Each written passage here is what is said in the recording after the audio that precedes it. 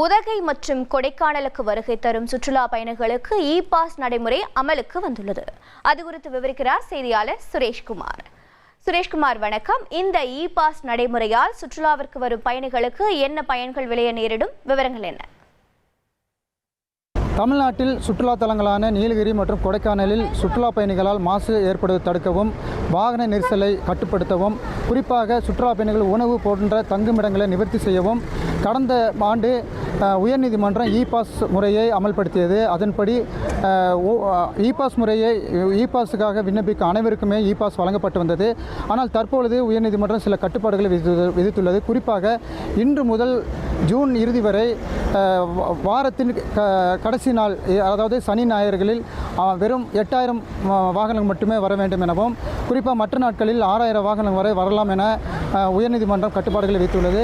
அதன்படி இன்று காலை முதல் ஒவ்வொரு எல்லைகளிலும் அந்த சோதனை நடைபெற்று வருகிறது. குறிப்பாக இ பாஸ் விண்ணப்பித்து அந்த அட்டையுடன் வருபவர்கள் மட்டுமே அனுமதிக்கப்படுகிறது. அப்படி வராத பட்சத்தில் அவர்களுக்கு இங்கேயே அதற்கான இ பாஸ் முறையை எடுத்துக் கொடுக்கும் விளக்கமும் தரப்படுகிறது. தற்பொழுது கூடலூரை அருகே உள்ள தமிழக கேரள எல்லையான நாடுகாணி சோதனை சாவடியில் கடுமையான ஆய்வுகள் நடத்தப்பட்டு வருகிறது. குறிப்பாக தற்பொழுது ரம்ஜான் விடுமுறை முடிந்த பிறகு தற்போது அதிக அளவிலான சுற்றுலா பயணிகள் நீலகிரிக்கு படையெடுத்து வரும் சூழ்நிலையில் தற்பொழுது இ பாஸ் ஆய்வுகள் நடைபெற்று வருவதால் குறிப்பாக வாகன நெரிசலும் அதிக அளவில் ஏற்பட்டுள்ளது. குறிப்பாக இந்த நடைமுறையால் நீலகிரி மாவட்டத்தில் வணிக ரீதியான பாதிப்புகள் ஏற்படும் என்பதால் வணிகர்களும் நாளை முதல் கடையெடுப்பு போராட்டம் நடத்த இருப்பதாகவும் அழைப்பு விடுத்துள்ளனர்.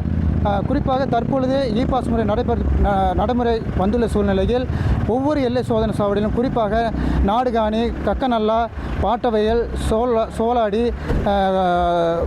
குஞ்சப்பனை போன்ற 12 சோதனை சாவடிகளில் அதிக அளவிலான பணியாளர்கள் நியமிக்கப்பட்டு இ பாஸ் முறையை கடுமையாக்கியுள்ளனர்.